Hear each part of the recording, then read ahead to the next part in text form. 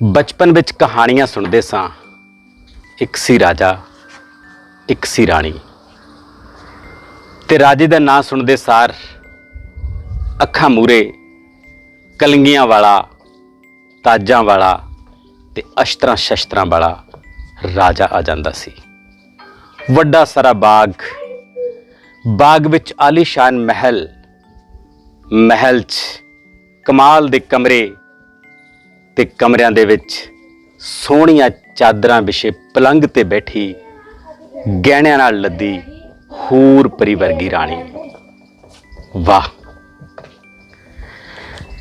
पर मेरी अज दी कहानी विच ना कोई महल है, ना बाग है, ना बाग दे विच शाहाना कमरे ने, ना कमरियां विच पलंग ने, ना अस्त्र शस्त्र ने ते ना अस्त्रां शस्त्रां वाला राजा है।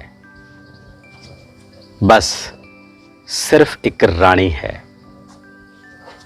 जो किसी महल च नहीं, एक अध कच्चे पक्के घर च रहिंदी है, जो बरसातां विच चौंदा है, ज्यादा मीह पैण ते पानी अंदर तक आ वड़दा है। ते वो राणी रब अगे अरदासां भी करदी है ते रब अगे सवाल भी करदी है। कातों मुड़ मुड़ आवे बदल, कातों मुड़ मुड़ आवे बदल, साडे घर क्यों ढावे बदल, साडे घर क्यों ढावे बदल। जद भी आउंदा आफत आउंदी, जद भी आउंदा आफत आउंदी, खौरे कौन बुलावे बदल, कातों मुड़ मुड़ आवे बदल। मच्छर मक्खियां सप सपोले, मच्छर मक्खियां सप सपोले, की कुछ नाल ले आवे बदल, की कुछ नाल ले आवे बदल। रब्बा साडी सुण अरे जोई, रब्बा साडी सुण अरे जोई, साडे घर ना आवे बदल, मुड़ मुड़ कातों आवे बदल, कातों मुड़ मुड़ आवे बदल। जदों राणी 6 ਕੁ ਸਾਲ ਦੀ ਸੀ, ਉਹ ਸਕੂਲ ਆਉਂਦੀ ਜਾਂਦੀ ਕੁੜੀਆਂ ਨੂੰ ਗਰਾਊਂਡ ਵਿੱਚ ਹਾਕੀ ਖੇਡਦੀ ਦੇਖਦੀ ਹੁੰਦੀ ਸੀ ਤੇ ਬਸ ਦੇਖਦੀ ਰਹਿੰਦੀ ਸੀ ਜਦ ਤੱਕ ਗੇਮ ਮੁੱਕ ਨਾ ਜਾਂਦੀ। ਇੱਕ ਦਿਨ गेम मुक्कण तो बाद रानी कोच कोल गई। सही पास दे उसको, गलत पास दे रही है। सर जी मेरा भी दिल करता है हॉकी खेलने को, मुझे भी खिला लो ना। अरे शोरी, सास तो तुम्हारे में डाई है, तू खेलेगी हॉकी। चल दौड़ ले अपने घर को।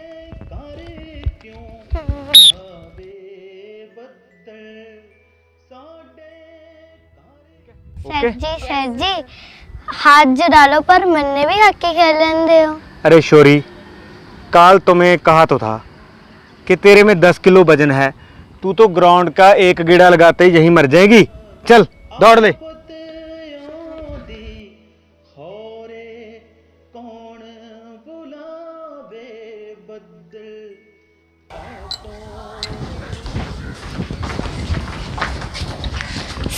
सर जी मैं बढ़िया खेल खेलूंगी, बस मैं हाथ जोड़ू, मैंने भी खिला लो ना सर जी। ठीक है, पहले ना तुम खा पी कर तकड़ी होकर आओ, ठीक है? फिर मैं अपना खेल आपको सिखाऊंगा, ठीक है? अब जा। पर तकड़ी कादे नाल हुंदी ते खेडदी कादे नाल? बापू रेड़ा ढोंदा सी ਤੜਕੇ ਘੋੜਾ ਗੱਡੀ ਜੋੜ ਕੇ ਲੈ ਜਾਂਦਾ ਸੀ ਤੇ ਆਥਣ ਨੂੰ ਮਰ ਖੱਪ ਕੇ 80 ਰੁਪਏ ਦਿਹਾੜੀ ਕਮਾ ਕੇ ਲਿਆਉਂਦਾ ਸੀ। ਮਾਂ ਲੋਕਾਂ ਦੇ ਘਰਾਂ 'ਚ ਕੰਮ ਕਰਦੀ ਸੀ, ਬਸ 2 ਡੰਗ ਦੀ ਰੋਟੀ ਦਾ ਮਸਾਂ ਗੁਜ਼ਾਰਾ ਚੱਲਦਾ ਸੀ। ਨਾ ਪੀਣ ਨੂੰ ਦੁੱਧ ਸੀ ਤੇ ਨਾ ਖੇਡਣ ਨੂੰ ਹਾਕੀ ਸੀ, ਪਰ ਸਾਰਾ ਕੁਝ ਹੋਣ ਦੇ ਬਾਵਜੂਦ ਖੇਡਣ ਦੀ ਇੱਛਾ ਬਾਕੀ ਸੀ।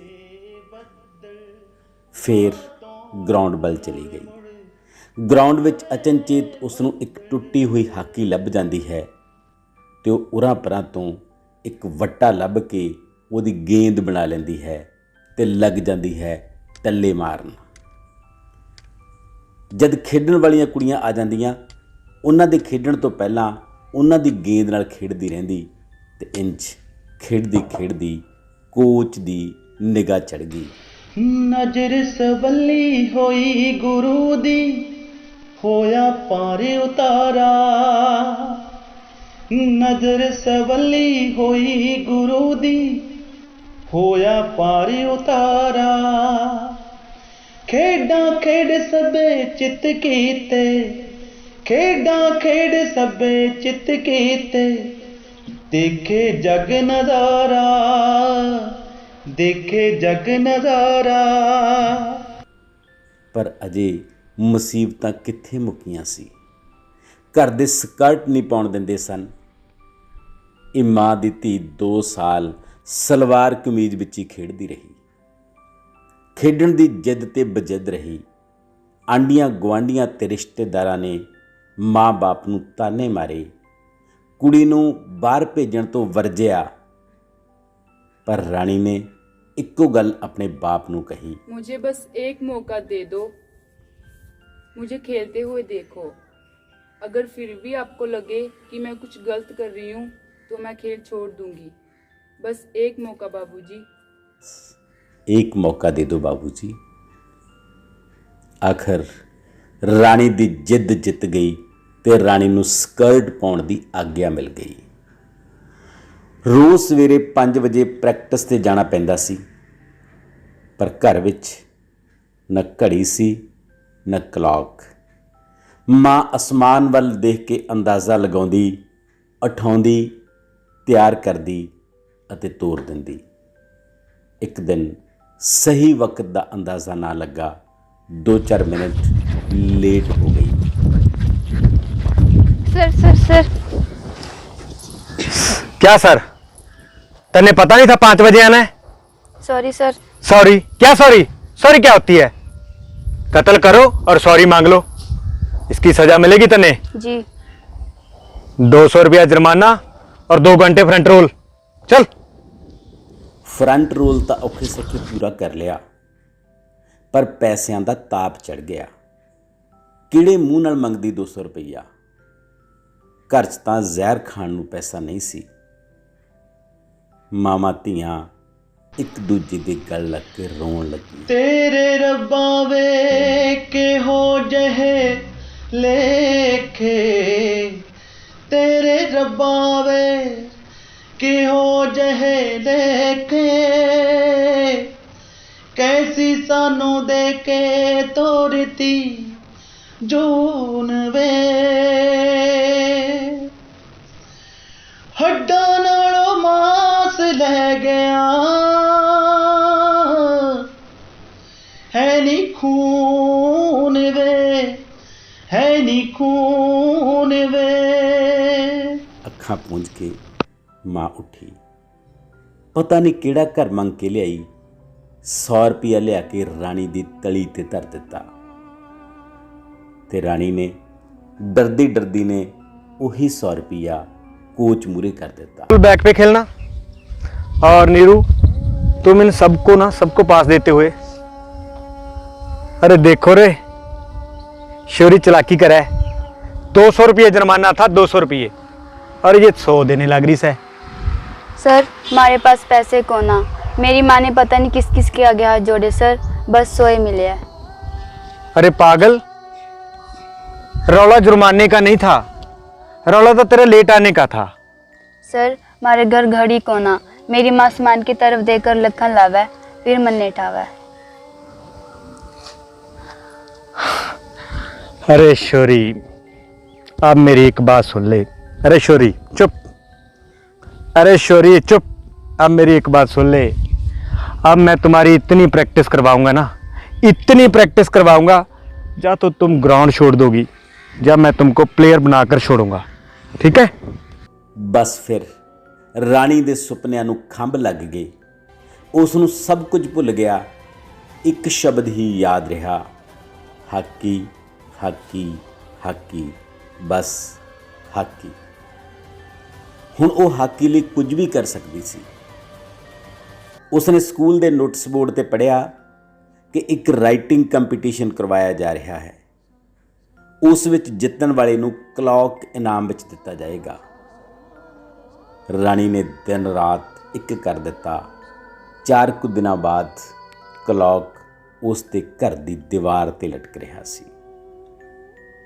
ਇਹ ਜਿੱਦ ਤੇ ਜਜ਼ਬਾ ਹੀ ਉਸ ਦੀ ਤਾਕਤ ਸੀ। ਉਸਨੇ 14 ਸਾਲ ਦੀ ਸਭ ਤੋਂ ਘੱਟ ਉਮਰ ਵਿੱਚ ਪਹਿਲਾ ਇੰਟਰਨੈਸ਼ਨਲ ਮੈਚ ਖੇਡਿਆ। 15 ਸਾਲ ਦੀ ਉਮਰ ਵਿੱਚ ਵਰਲਡ ਕੱਪ ਖੇਡਿਆ। 2010 ਵਿੱਚ ਬੈਸਟ ਯੰਗ ਪਲੇਅਰ ਚੁਣੀ ਗਈ। ਹਾਕੀ ਵਰਲਡ ਕੱਪ ਵਿੱਚ 7 ਗੋਲ ਕਰਕੇ ਬੈਸਟ ਯੰਗ ਫਾਰਵਰਡ ਦਾ ਅਵਾਰਡ ਜਿੱਤਿਆ।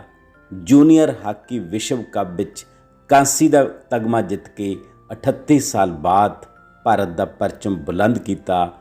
22 ਸਾਲ ਦੀ ਉਮਰ ਵਿੱਚ ਅਰਜੁਨ ਅਵਾਰਡ ਜਿੱਤਿਆ, ਫਿਰ ਪਦਮ ਸ਼੍ਰੀ ਮਿਲਿਆ ਤੇ ਉਸ ਤੋਂ ਬਾਅਦ ਭਾਰਤ ਦਾ ਸਭ ਤੋਂ ਵੱਡਾ ਖੇਡ ਅਵਾਰਡ ਖੇਲ ਰਤਨ ਰਾਣੀ ਦੀ ਝੋਲੀ ਵਿੱਚ ਪਿਆ।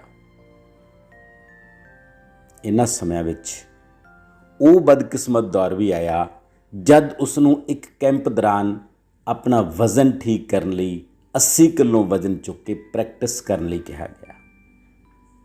ਰਾਣੀ ਨੇ ਬਹੁਤ ਵਰਜਿਆ, ਪਰ ਟ੍ਰੇਨਰਾਂ ਨੇ ਇੱਕ ਨਹੀਂ ਸੁਣੀ ਤੇ ਭਾਣਾ ਵਾਪਰ ਗਿਆ। ਸਾਰਾ ਵੇਟ ਰਾਣੀ ਦੀ ਬੈਕ ਤੇ ਡਿੱਗ ਪਿਆ ਤੇ ਰਾਣੀ ਦੁੱਖਾਂ ਤੇ ਪੀੜ ਦੀ ਦਲਦਲ ਵਿੱਚ। ਪੂਰਾ 1 ਸਾਲ ਰਾਣੀ ਮੰਜੇ ਨਾਲ ਮੰਜਾ ਹੋ ਗਈ। ਟ੍ਰੇਨਰਾਂ ਨੇ ਡਿਕਲੇਅਰ ਕਰ ਦਿੱਤਾ ਕਿ ਹੁਣ ਇਹ ਕੁੜੀ ਅੰਤਰਰਾਸ਼ਟਰੀ ਮੈਚ ਨਹੀਂ ਖੇਡ ਸਕੇਗੀ। ਪਰ ਰਾਣੀ ਕੀ ਤੇ ਹਾਰ ਕੀ। ਉਸ ਦੇ ਰੱਬ ਵਰਗੇ ਕੋਚ ਬਲਦੇਵ ਸਿੰਘ ਨੇ ਫਿਰ ਹੌਸਲਾ ਦਿੱਤਾ ਤੇ ਰਾਣੀ ਮਰਦੀ ਮਰਦੀ ਜਿਉਂ ਪਈ। ਆਪਣੀ ਰਾਖ ਵਿੱਚੋਂ ਫਿਰ ਉੱਠ ਪਈ ਤੇ ਹੁਣ 38 ਸਾਲਾਂ ਬਾਅਦ ਆਪਣੀ ਟੀਮ ਨੂੰ ਓਲੰਪਿਕ ਦੇ ਸੈਮੀਫਾਈਨਲ ਤੱਕ ਲਿਜਾ ਕੇ ਸਿੱਧ ਕਰ ਦਿੱਤਾ ਕਿ ਸੁਪਨੇ ਉਹ ਨਹੀਂ ਹੁੰਦੇ ਜੋ ਸੁੱਤਿਆਂ ਲਏ ਜਾਣ, ਬਲਕਿ ਉਹ ਹੁੰਦੇ ਹਨ ਜੋ ਸੌਣ ਨਾ ਦੇਣ। ਹੁਣ ਉਹ ਸੱਚਮੁੱਚ ਰਾਣੀ ਹੈ, ਹਾਕੀ ਦੇ ਮੈਦਾਨਾਂ ਦੀ ਰਾਣੀ।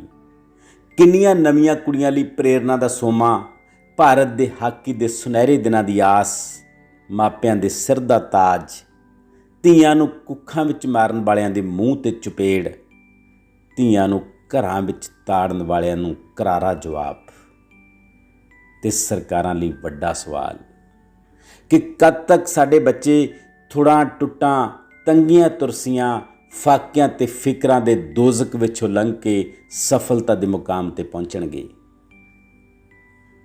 ਆਸਟ੍ਰੇਲੀਆ ਤੇ ਇੰਗਲੈਂਡ ਵਰਗੇ ਮੁਲਕਾਂ ਦੇ ਜਿਨ੍ਹਾਂ ਖਿਡਾਰੀਆਂ ਨਾਲ ਰਾਣੀ ਤੇ ਉਸ ਦੀ ਟੀਮ ਨੇ ਟੱਕਰ ਲਈ, ਉਹਨਾਂ ਲਈ ਹਾਕੀ ਸਿਰਫ ਹਾਕੀ ਸੀ। ਪਰ ਰਾਣੀ ਲਈ ਹਾਕੀ ਕਦੇ ਕਲੌਕ ਬਣ ਜਾਂਦੀ ਸੀ, ਕਦੇ ਮਕਾਨ ਬਣ ਜਾਂਦੀ ਸੀ, ਕਦੇ ਪਿਓ ਦੇ ਪੈਰਾਂ ਦੀਆਂ ਬਿਆਈਆਂ ਤੇ ਕਦੇ ਮਾਂ ਦੇ ਹੱਥਾਂ ਦੇ ਅਟਣਾ ਦਾ ਇਲਾਜ ਬਣ ਜਾਂਦੀ ਸੀ। ਪਾਈਆ ਦੁੱਧ ਵਿੱਚ ਪਾਈਆ ਪਾਣੀ ਮਿਲਾ ਕੇ ਅੱਧਾ ਕਿਲੋ ਦੁੱਧ ਪੀਣ ਦਾ ਆਪਣੇ ਆਪ ਨੂੰ ਧਰਵਾਸ ਦੇਣ ਵਾਲੀ ਰਾਣੀ ਲਈ ਇਹ ਖੇਡ ਹਾਕੀ ਨਹੀਂ ਸੀ, ਭਖਦੇ ਕੋਲਿਆਂ ਤੇ ਤੁਰਨ ਵਾਲੀ ਖੇਡ ਸੀ। ਪਰ ਰਾਣੀ ਨੇ ਇਹ ਖੇਡ ਖੇਡੀ ਵੀ ਤੇ ਜਿੱਤੀ ਵੀ। ਪਿਓ ਰਾਮਪਾਲ ਨੇ ਪਲ ਪਲ ਉਸ ਦਾ ਸਾਥ ਦਿੱਤਾ ਤੇ ਰਾਣੀ ਆਪਣੇ ਪਿਓ ਦਾ ਨਾਂ ਆਪਣੇ ਪਿੱਛੇ ਲਗਾ ਕੇ ਰਾਣੀ ਰਾਮਪਾਲ ਹੋ ਗਈ। ਇੱਕ ਪਿਓ ਲਈ ਇਸ ਤੋਂ ਵੱਡਾ ਮਾਣ ਹੋਰ ਕੀ ਹੋ ਸਕਦਾ ਹੈ। ਪਰ ਸਵਾਲਾਂ ਦਾ ਸਵਾਲ ਇਹ ਹੈ ਕਿ ਇਹ ਰਾਣੀ ਤਾਂ ਅੱਗ ਦਾ ਦਰਿਆ ਪਾਰ ਕਰਕੇ ਜਿੱਤ ਦਾ ਪਰਚਮ ਬੁਲੰਦ ਕਰਦੀ ਹੋਈ ਨਾਇਕ ਬਣ ਗਈ। ਪਰ ਕਿੰਨੀਆਂ ਹੀ ਰਾਣੀਆਂ ਰਸਤੇ ਵਿੱਚ ਗਵਾਚ ਜਾਂਦੀਆਂ ਹੋਣਗੀਆਂ ਜਿਨ੍ਹਾਂ ਨੂੰ ਰਾਮਪਾਲ ਵਰਗੇ ਪਿਓ ਨਹੀਂ ਮਿਲਦੇ ਹੋਣਗੇ, ਜਿਨ੍ਹਾਂ ਨੂੰ ਰਾਮ ਮੂਰਤੀ ਵਰਗੀਆਂ ਮਾਵਾਂ ਨਹੀਂ ਮਿਲਦੀਆਂ ਹੋਣਗੀਆਂ, ਜਿਨ੍ਹਾਂ ਨੂੰ ਬਲਦੇਵ ਸਿੰਘ ਵਰਗੇ ਸੂਈ ਦੇ ਨਖਾਰੇ ਚੋਂ ਕੱਢਣ ਵਾਲੇ ਕੋਚ ਨਹੀਂ ਮਿਲਦੇ ਹੋਣਗੇ, ਉਸਤਾਦ ਨਹੀਂ ਮਿਲਦੇ ਹੋਣਗੇ। ਕਿ ਜਿੱਤਣ ਤੋਂ ਬਾਅਦ 2-2 ਕਰੋੜ ਰੁਪਏ ਦੇ ਇਨਾਮ ਦਾ ਐਲਾਨ ਕਰਨ ਵਾਲੀਆਂ ਸਰਕਾਰਾਂ ਪਹਿਲਾਂ ਕੁਝ ਨਹੀਂ ਕਰਨਗੀਆਂ? ਕਿ ਇਹ ਰਾਣੀਆਂ ਇਸੇ ਤਰ੍ਹਾਂ ਗਰੀਬੀ ਤੇ ਭੁੱਖ ਦੀ ਚਰਖੜੀ ਤੇ ਇੰਜ ਹੀ ਚੜ੍ਹਨਗੀਆਂ? ਇਹ ਸਵਾਲ ਬਹੁਤ ਵੱਡੇ ਸਵਾਲ ਹਨ। ਪਰ ਫਿਲਹਾਲ ਅਸੀਂ ਸ਼ਾਹਬਾਦ ਦੀ ਇਸ ਰਾਣੀ ਦੀ ਮਿਹਨਤ ਨੂੰ ਸਲਾਮ ਕਰਦੇ ਹਾਂ ਤੇ ਤੁਹਾਨੂੰ ਅਪੀਲ ਕਰਦੇ ਹਾਂ ਕਿ ਰਾਣੀ ਦੀ ਇਸ ਕਹਾਣੀ ਨੂੰ ਹਰ ਧੀ ਨੂੰ ਸੁਣਾਇਆ ਜਾਵੇ, ਹਰ ਮਾਪੇ ਨੂੰ ਸੁਣਾਇਆ ਜਾਵੇ, ਤਾਂ ਜੋ ਇਸ ਦੁਨੀਆ ਦੀ ਹਰ ਕੁੜੀ ਆਪਣੇ ਸੁਪਨਿਆਂ ਦੀ ਰਾਣੀ ਬਣ ਸਕੇ। ਕਿਉਂਕਿ ਬਾਬਾ ਨਸਮੀ ਕਹਿੰਦਾ ਹੈ, ਨਿਕੰਮੇ ਨੇ ਉਹ ਲੋਕ ਜੋ ਸ਼ਿਕਵਾ ਕਰਨ ਮੁਕੱਦਰਾਂ ਤੇ, ਉੱਗਣ ਵਾਲੇ ਤਾਂ ਉੱਗ ਪੈਂਦੇ ਨੇ ਸੀਨਾ ਪਾੜ ਕੇ ਪੱਥਰਾਂ ਦਾ। ਮੰਜ਼ਲ ਦੇ ਮੱਥੇ ਤੇ ਤਖਤੀ ਲੱਗਦੀ ਉਹਨਾਂ ਦੀ, ਘਰੋਂ ਬਣਾ ਕੇ ਤੁਰਦੇ ਜਿਹੜੇ ਨਕਸ਼ਾ ਆਪਣੇ ਸਫ਼ਰਾਂ ਦਾ, ਘਰੋਂ ਬਣਾ ਕੇ ਤੁਰਦੇ ਜਿਹੜੇ ਨਕਸ਼ਾ ਆਪਣੇ ਸਫ਼ਰਾਂ ਦਾ। ਬਹੁਤ ਬਹੁਤ ਧੰਨਵਾਦ ਦੋਸਤੋ। ਮੰਜ਼ਿਲ ਤੇ ਮੱਥੇ ਤੇ ਤਖਤੀ ਲੱਗਦੀ ਉਹਨਾਂ ਦੀ, ਘਰੋਂ ਬਣਾ ਕੇ ਤੁਰਦੇ ਜਿਹੜੇ ਨਕਸ਼ਾ ਆਪਣੇ ਸਫ਼ਰਾਂ ਦਾ, ਘਰੋਂ ਬਣਾ ਕੇ ਤੁਰਦੇ ਜਿਹੜੇ ਨਕਸ਼ਾ ਆਪਣੇ ਸਫ਼ਰਾਂ ਦਾ।